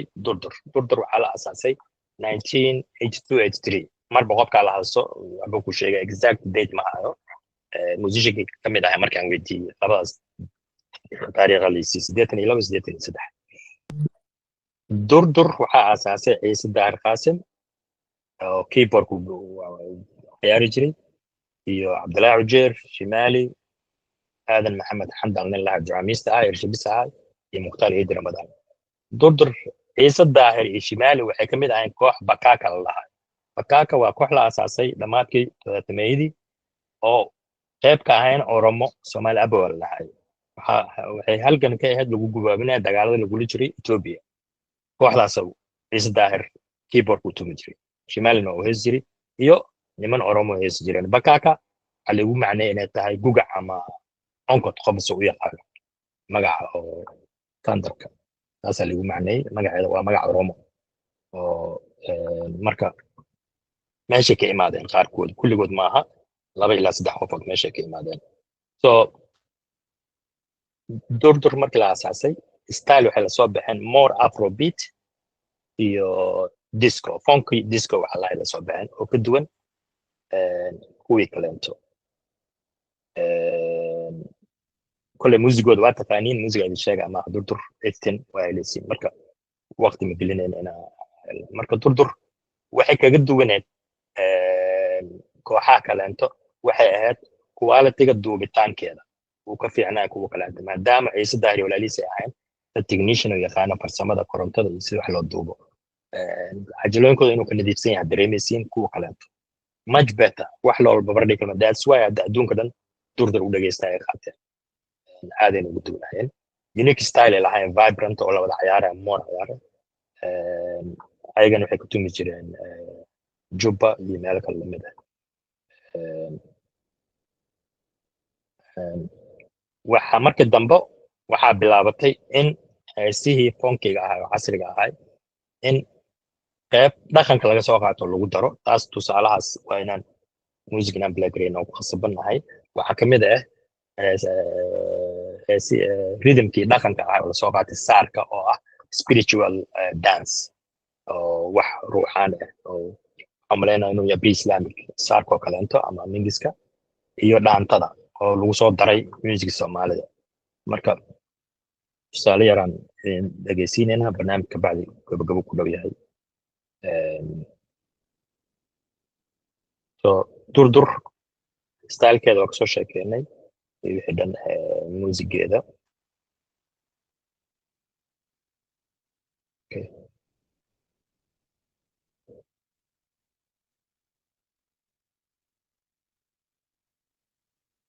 hees waxaa jirta oo dhaante ah oo qaado qalanjo dadka badanaa way yaqaanaan oo shareera tuntay marka dhaantada iyo reegayga waa isshaabaxaan wax badan ay isshaabaxaan waa rhythm ahaan way isku dhow yihiin dad aaminsan in reegayga dhaanta laga keenay laakiin aniga ma qabo sababta u qabin waa idin sheegaa ma qashaan heesta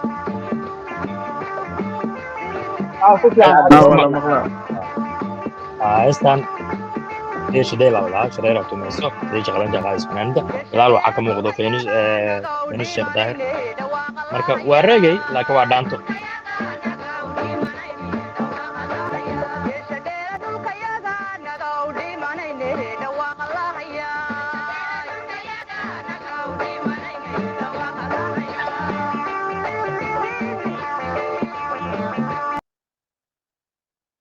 marka taasoo kala jirtay marka way isgalayaan reegayga iyo dhaantada rhythm ahaan way isku dhow yihiin waa wax isku soo baxay oo la qaadan karo markii lagu dhahay marka taasaa kamid ahayd waxaa kaloo kamid ahayd saarkii oo durdura caanku ahayd heesii saarka heesaha saarkana kulli maaha qayb kamid a waxaa alifi jiray ilaa u naxariisto ninkii comediga ahaa fanaankii weynaa comedianka sawiraan ilaa u naxariisto oo reer burco ninkaas heesaa u samayn jiray Sauce up your sandwich with walk. It's Heinz ketchup flavor crisps. Imagine being able to build anything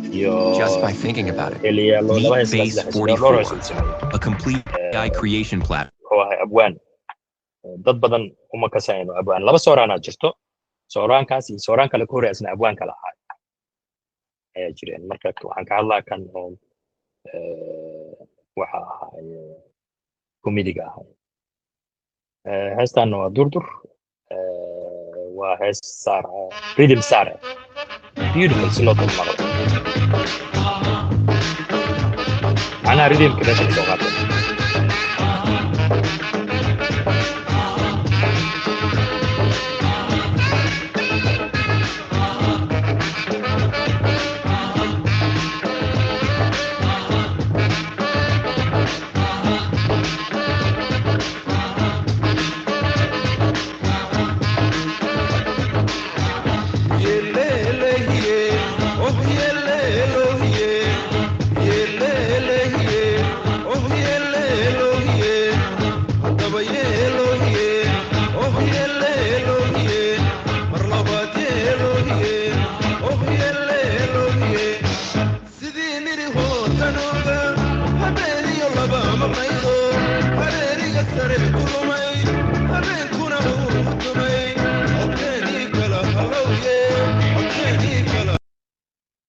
marka intaasaan ugu tegaynaa marka waa sidii la isku dhexgeliyey dhaqanka iyo heesihii casri musiga casriga ahay wax qurux badan aan kasoo baxay waa clever way oo ugu sameeya marka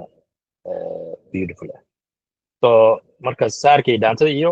dhaqamo kala jiro lagu daray kaas kaligiis ma waxyaalo badan aa jireen heesa badan aa jiro oo isla durdur leedahay waxaa kamid ah soo degay iftina waa tuntay oo baahiloola aa jirto kuwo badan aa jiraan oo badan marka dambe dhaqanka soo dareen muusigii wuxuu noqday waxid ah dadkii inay kalaabyada aadaan muusigada meelaha muusiga soomaali lagu tumo oo aad loo jeclaado noqday kooxina oo horumaray muusiga ee markaas tuman ilaa hadda waxaa dhegeysta maalin meel kafee ka cabaya London waxaa arkay nin cadaan oo meesha kafeega ka daaran tahay maxaa dhegeysanaysaa durduraan dhegeysanaa marka meeshaas uu gaarsan yahay ilaa Grammy Awards loo sharaxo marka maadaama waqtiga yar yahay meesha kusoo ekeysiinaynaa ismaan su'aalayn noo soo qaba adaan kugu soo wareejinaa maasanta cali aad iyo aad ugu mahadsan tahay sida qiimaha leh aad barnaamijka usoo koobtay aad ayuu u ballaaran yahay in fanka laga soo sheekeeyo laakiin muddo kooban aad noogu soo sheegtay dhammaan qaybihii ugu muhiimsanaa markan su'aalaheennii ciddii su'aal qabta taariikhdaas cali uu noo sheegay iyo wax la xiriira hana noo soo kooban su'aalaha anigaa su'aal qabo haddii haye fursadan u helay ani shaacira leedhaha magacayga waa shaacir talyaanigan idinkaga soo hadlaya soo dhowow shaacir haye waan dhowahay dhammaan inta barnaamijka qaybka eedhanna waa mahadsantihiin marka su-aashayda waxaa waaye inta kooxood oo hadda cali naga hadlay ma lisdhihi karaa kooxda durdur oo hadda aan ku dhammaynay barnaamijka inay tahay kooxda keliya oo heer international ee u higsanaysay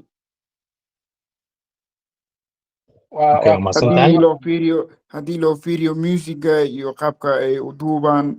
iyo haddii loo fiiriyo styleka ay ku tumaan iyo waxyaabahaas maasantahay shaacir yaa kale su'aal ma qabtaa laba ama saddex isu raacin haye su'aal kala qaba okay shaacir waan ugu jawaabaynaa dhima leh shaacir waa mahadsan tahay nin fanka jecel waaye wiil fanka jecel talyaaniga degan durdur waxyaalaha ay horta stylekeeda ka duwanaay more wuxuu ahay afrobeat disco funky disco waxa la hayo because waqtiga iyaga imaanaya sideetameyada ahayd disco funky a socday macnaha wixii adduunka socday ay soo qaateen habka koox waxaa jirtay caan ah inkastoo todobaatameeda asaasmad laak sideetameeda caan ahayd chick lahay oo Nile Rodgers waxa uu yahay guitarist ay caan u yahay fanaaniin badan lama Madonna uu sameeyay si waxaasiyad kooxdiisa ayaa waqtigaas hit ahayd marka waxyaalahaas oo kale waa ka dareemaysaa inay influence ku lahayd dareen marka yes durdur waxay ka mid ah kooxihii oo la dhihi kara heer caalami gaaraysa laakiin kaligeed ma music hadda heesta indhashida ay caasho iyo xamdi abubakar heer caalami ay gaartay heese iftir ka mid ah heesaha waxaan kaa xisaaba oo jerry heestiisa oo kaleeto sidaas oo kale iftin kulli way ka mid ahaa waa mahadsantahay yaa kale cusmaan oo qaybta commentiga saaxiibo qaara waxay nala soo wadaagayaan commentiyo iyagana taalinkooda siino aye soo dee haliisoo aqriyo fiiriye balba halkaan aan ka arkaynin hadiye cabdiwaab caawin cabdiwaab hadaad adiga ujeedid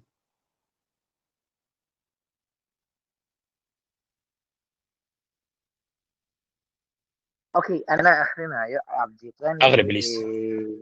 saaxiib la yiraahdaa soo qoray wuxuu leeyahay su-aasha koowaad maxay ku kala duwan yihiin laxan iyo cod marka heesaha la joogo waa su-aasha koowaad laxan iyo cod yani laxan iyo hees cod maxay ku kala duwan yihiin su-aasha labaad wuxuu leeyahay isla cabdiqani una weydiinayo codadka laxanka iyo muusiga heesaha ee waqtigaas la duubay miyaa la ilaaliyey sida waqtigaas loo duubay mise dibaa loo nadiifiyey oo dibaa loo casriyeeyey sida heesta xaliimo in halayto suufi cali uu qaaday maadaama heesta cododkeeda iyo muusigeeda la moodo in hadda la sameeyey say nadiif u tahay hataa ay ka hataa kuwa lamidka ee waqtigaas yani heesahan hadda daaraysay oo tusaalayaasha quruxda badan usoo qaadaysay Ustaad Cali yani ma dibaa loo nadiifiyey oo dibaa loo casriyeeyey mise sidoodiiya lagu ilaaliyey yani haddii jirto in sideeda lagu ilaaliyey iyo su-aashaas saaxiibada kalena waxaan ku dhiirigelinayaa haddii xitaa aysan commentiga cod ahaan aysan u awoodin aysan u saamaxayn inay qeybta qoraalada yani nagu caawiyaan iga raalli ha Usmaan doorkaagaa qaatay ما aad umahadsan tahay waa ana arki haddaan arkaa waa mahadsan tahay ma jawaab karaa علي علي ku jawaab kartaa ha waa ku maqalna su-aasha su-aal fiican waaye macnaha codadkaaseeti ma la ilaaliyey macnaha ma la nadiifiyey mise sidii lagu duubi waaye caliimin halayto sidii lagu duubi waaye maadaama raadi muqdisho markii lagu duubay good quality lagu duubay haddana digital markii laga dhigayay I guess raadi muqdisho kulli lagama wada dhigin digital qayb laga dhigay marka music badan soo bixi doono sideeda lagu duubay waa sidii ay ahayd laakiin kuwa durdur markaan balay gareynay gaar ahaan heesta ugu dambeysay dibaa loo habeeyey kooxda qoladii oo rightskeeda qaadatay xuquuqdeeda qaadatay kuwaasna mar daba ka hadli doonaa ayaa dib u habeeyey master waxa ay ku sameeyeen marka dib ay u habeeyeen taasi nadiif u tahay laakiin Soomaaliya meel wax lagu duubo ninkii private ahaan uu samaysan lahaay waqtigaas lacag uu ka dhargi lahaay lacag macnaha ganacsi uu abuuran karay fursad ganacsi because ma jirin raadi muqdisho bas uu fiicnaay asina track ma jirin hal mar wada duubaysaa macnaha adduunka waxaa jira dadkan gitaarkan goon loo duubo bass goon loo duubo codka goon loo duubo markaas mid ka rabta si fiican u nadiifin kartaa ayagoo isku jira hal marka wax oo godad kala duwan leh ma jirin different tracks marka taasaa dib loo qabay marka muusiga waxaa keenaya waqtigaas saa loo duubi quality-da markii la alifay codadka si loo sameeyay wixii dhan isma tawa waa masatan kalaanto more technical waa cod iyo laxan iyo cod markii lagu dhahayo waa habka qaabka loo heesayo laxanna muusiga saaran waaye ama heesta codka lagu qaadayo laxan dhihi kara melodiska waaye so wax isku dhow kala duwana marka taas more musicianka iyo fanaaniinta u daynayna anaga deeta taariikhda qaabisana waa maasantii commenty waxaan kaloo ku arkay cabdi xakiin oo raba in uu cali adig kula soo xiriiro su-aal mawduuca ka baxsan ayaan haya ayuu leeyahay marka intaasaa kamid ah cabdi xakiina la yidhahdaa waa hadli karaa sacnaan jaad baa ku salaamaya waa hadli kartaa waa weydiin kartaa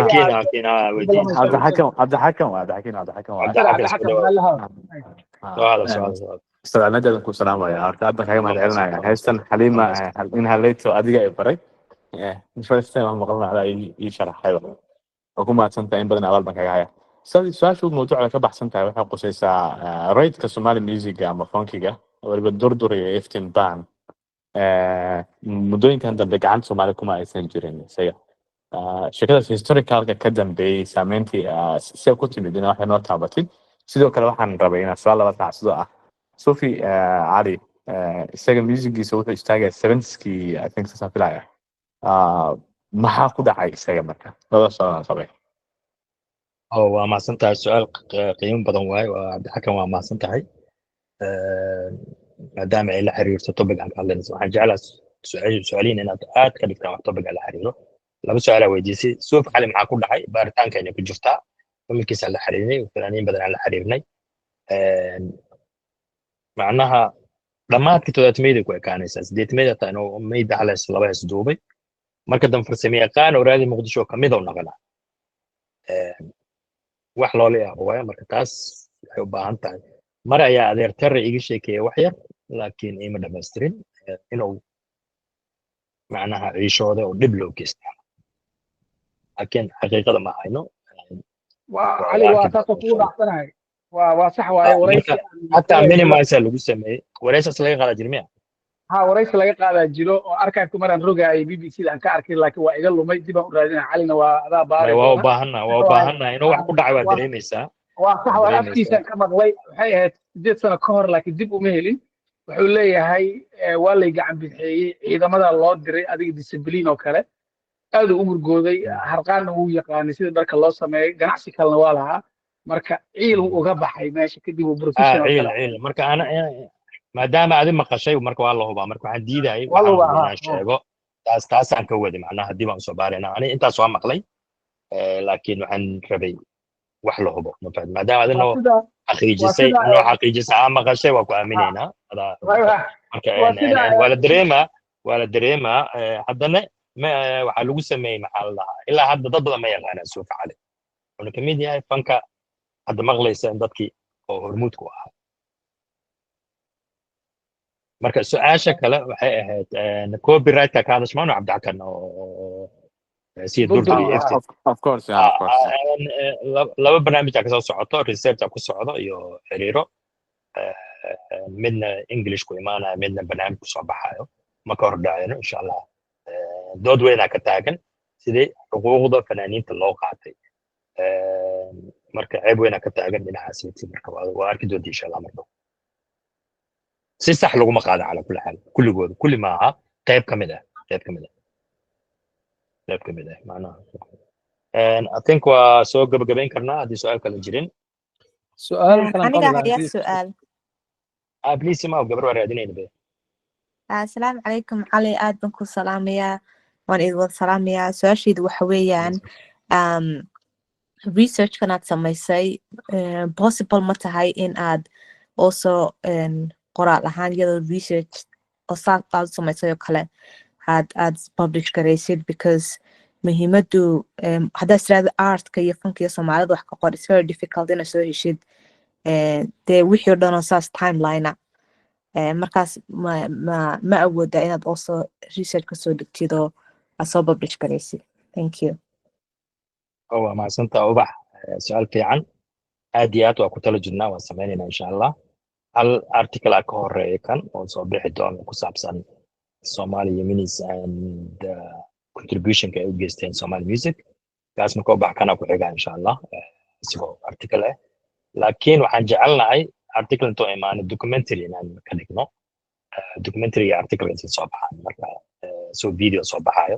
waxaan soo koobnay waxyaalaha qaarkood u galay waxa kamid ah sababtu waxay tahay inaan documentary ka dhigno marka taas ay keenayso arabnaan dad badan wareysano badankoodu way dhinteen dadka laakiin inta hadda nool aan ka gaari karno sanadkan ay sanad soo socdo inaan wareysano samayno insha allah durdur international inta joogta cabdullaahi ujeera noola joogo durdur ka mid ah oo magaaladan london noola degan marka dadkaas oo dhan arabnaa inaan la xiriirno soo duubno insha allah هذا ما استاذ سؤال قيم بدن شكرا أبح su-aashaan qaato markaas aad baan idin salaamay dhammaantiin calina aad baan u salaamaya presentation fiican buu ahaa laba su-aalood baan qaba su-aasha koowaad waxay tahay cali maadaama uu fankan casriga uu ka bilaabmay boorama dan jigjiga iyo jabuuti dan hargeysa uu sidaa kusoo gaaray especially Somali funky music uu muqdisho ka bilaabay bilowgiisa xaga kasoo kacaamay ma fahmi karnaa sababta uu Djibouti ama uu waqooyiga Somaliland uu uga sii hana qaadi kari waayay maadaama iyagu musiga casriga ay bilaabeen inay ilaa heerkaas Somali funky music gaarsiiyaan mise dhaqankii ahaa in caasimadda loo soo guuro oo halkaasna qaweeye ay diversity fara badan ka jirtay iyo waxyaabo kaleba saamaxay inuu halkaas awood kaliya wax ku yeelan waayo that's one question the other one is tanaad ka dhawaajiso oo ah waxaan arkayay wadigii sheegay inaad soo wado contributionkii yamanidu ay Somali music ku lahaayeen cabdullaahi qarshe sida wareysiga axmed ismaaciil samatar uu la yeeshay waxa weeye waxaa markii qaar waxa weeye u tumayay cuudka bakri sidoo kale balwan waxaa qayb ka ah sidoo kale yamani aad bustay dhanka kalena waxaan ku arkaynay markaad sheegaysay Jimmy 7 in marka sharar ay soo bedelaysay marka hore waxaan bustay dhowr qof oo Talyaani inay ku jireen dan markay sharar noqdeen sawirka hadda la tusay kaliya waxa ahaayeen calina waxaan leeyahay naaji iyo team Soomaali ah markaas maxaa sababay inay miyay ka baxeen oo Talyaani kale miyay ka tageen teamka markuu sharar ay soo bedelay magacii ka bedelay mise wali way ku sii jireen oo labadaas su'aal baan weydiinaa maasanta waa maasanta su-aasha aan sugayo dhan adaa keentay waa maasanta tan koowaad oo ah muxuu uga hana qaadi waaya magaalooyin kale inta Soomaalida Djibouti raalaha Djibouti way lahayd music funky inkastoo badnay way lahayd fanaaniin way lahaayeen researchkan kuma soo daray maadaama uu qabiil yahay aan diiday macluumaad aan saxsanayn ama dhamaystiran inaan soo gudbin music wuu ku jira funky marka muqdisho way muqdisho hargeysa music fiicana ka bilaabmay oo beautiful oo dhaqankeena ah oo ruuxdaada luxayo eraya fiican leh beauty gabayo geeraaro ama suugaanta soomaalidu sida wax u tiriyaan dhan ka mid marka muqdisho waxay kaga duwaneed waxay ahayd waxaa keenay waa gumaysiga iyo magaalada music funka soomaalida waxaan ku tilmaamaa waa cuntada soomaaliga oo kaleeto waxay ogashahay wax kasto laakiin dhadhanka xawaajiga oo soomaaliga ay ku dartaa hadda xaniidka aan cunno oo maqaayadaha soomaalida hadda to Yurub bariiska aan cunno badankiisa yamantii carabta laga keenay laakiin kii yamanta dhadhankooda isku mid ma soomaaliga boqol ani igala fiican maadaama spiceska aan ka seen lagu daroy so music soomaalida waa sidaas oo kaleeto so amar waxaa saas ugu suurta gashay diversity-ga macnaha kala duwanaan talyaaniga joogeen carabaa joogeen hindiya joogtay qofkasta dhaqankiisa kusoo biirinaa hataa indian pop la tumaya lagu daray heese waxaa jira indian pop hindidii markay tumeen musiga funkiga Yurub sidii u qaateen annagana usoo turna marka laakiin markas waa la soomaaliyeynay soomaalimada loo soo celinay hadda heesaha funkigiisa loo tumo versionkiisa uu samaysan keena kii soomaaliga waa macnaha musiga qalab kale lagu tumayna waa music soomaali ana asal u ah music soomaali marka waxaa keenayso kala duwanaashadaha gaar ahaan talyaaniga oo la falgalay dadkii kooxiye kamid ahaayeen meelay wax ku tumayna la tagaayo waa loola macaamiloonaya hataa raadi muqdisho waxay ku lahayd idaacad talyaaniga ku lahayd qeyb talyaani ka baxdo afkooda ku baxdo waxaan u malaynaya inay muusigoodana ay belegarey jireen ay tumi jireen meesha laga soo saari jiraan ka wada marka waxyaalahaasaa keenaya isdhexgalka macnaha gumaysi markuu dhammaaday way sii joogeen ilaa hadda waddanka burbura way deganaan talyaaniga magaalada muqdisho iyo koonfurta meelo badan marka waxaa keenaysa taasaa keenaysa marka musicianka inay saas isu dhexgalaan waa mahadsantaha su-aasha labaad waxay ahayd tan oo yamanta runtaa waa researchkaas wuu soo socdaa article ahaan kusoo baxa insha allah kama hor dhacayo marka si gaara wada hadleen waa mahadsantahay usmaan yaa kala su-aal qaba intaan barnaamijka soo gabagabayn عثمان سؤالا قبا ما ويدين كرا أستاذ علي هي وندي kartaa ها هل سؤالا قبا وما سنتين هرتواء إذن سلامة دمانتين عفوا قبا إذن ودرجينا برنامجنا آدي آدان وغمهد علينا يا هيان إيو أستاذ علي سؤال كان قوي حواي أن يعني لايف ميوزك توسكا أو لطوما بوشدين runtii saa hadda soo sharaxdayba qiimo badan oo ugu fadhiya marka tala noocee siin lahayd Ustaad Cali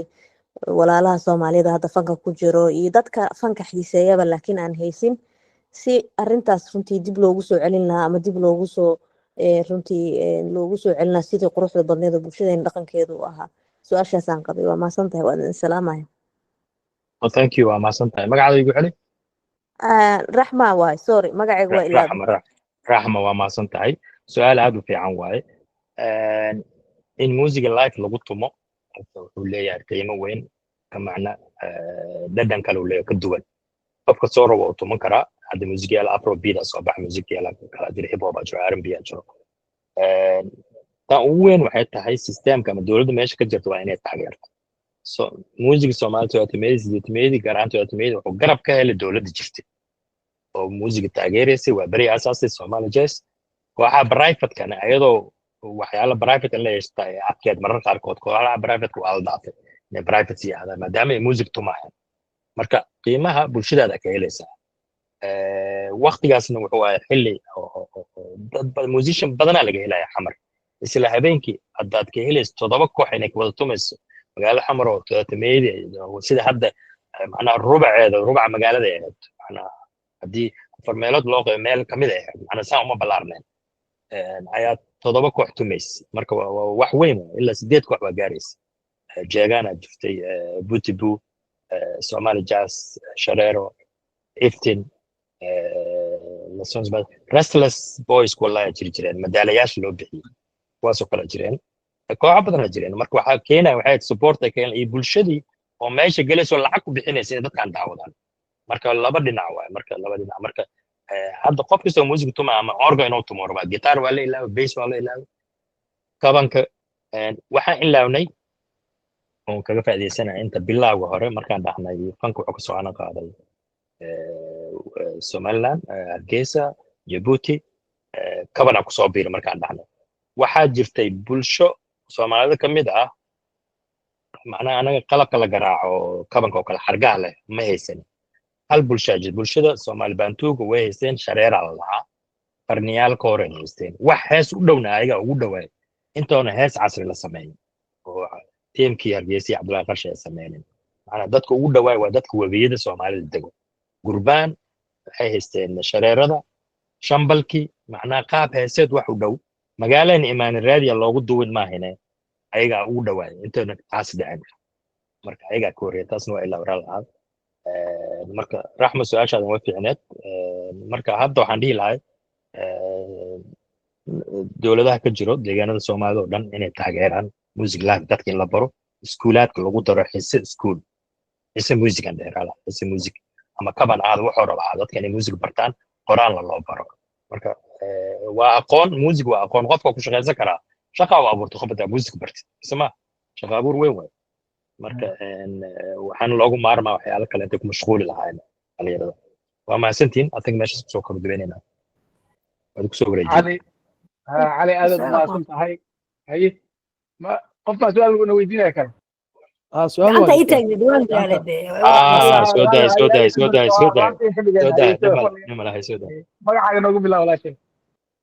وما سنتا ولا الكي عثمانية علي ومقعي قواسينب عن شباب مقدشو علي أنا كاغا ما دعلنا يا حيار يرتجي سواء سنتي وحي قوقو بدوا ما دعلين هل سؤالنا وانقبا أو كوبان marka mahadcelin ka soo gudbo waxaan qabaa su'aal ah ma jirtay taariikhda intaad heshay caliyow laga soo bilaabo 40kii ilaa 80kii iskuul music oo lagu barto ma jiray intaasaan kusoo kabkabaa wala mahadsantihiin waxaan rajeynayaa inaad barnaamijyo kale sidaan aad samaysaan oo aan idinku bogaadinaya thank you waa mahadsan tahay inta ani ogay haddeertaan kulley waxaan weydiinaya dadkii waqtigaas joogay musician ahay ama iftiin oo kale wasaaradda waxbarashada dada meel waxay leedahay wax lagu baro music lagu baro in waa berataa qayb ay lahayd kooxda booliska sidaas oo kale kooxo waxaa jira kooxaan sheegnay koox dowladda oo simaanaya badnaa jireen onkod oo kale heegan oo kale into danan oo kale kulli dowladda wada imaanaya oo simaanayeen hay-adaha dowladda jirtay ama booliska ahada ama asluubta ahada meelahooda waa lagu baran jiray kuwa booliska oo kale bambeeda tumo in music la bara eed si u tumaan iftiin oo kale waa leedahay wasaaradda waxbarashada hay-ada kala lahaay laakiin school private aniga ma arkin mana maqlin ma malaynata inuu jiro maybe waa jiri kari waa laga yaabaa weydiinaynaa taas ma hubo school private inuu jiray laakiin hay-adaha dowladda qayb ka mid a waa jireen taas sax way ama xamar ahaato ama hargeysa ahaato ama meelo kale ahaato waa jireen thank you amaasanta raxma سعالي أنا ذوي سوق العجاب سؤال يعني أوبان إلا فافي سؤال وسؤال كوبان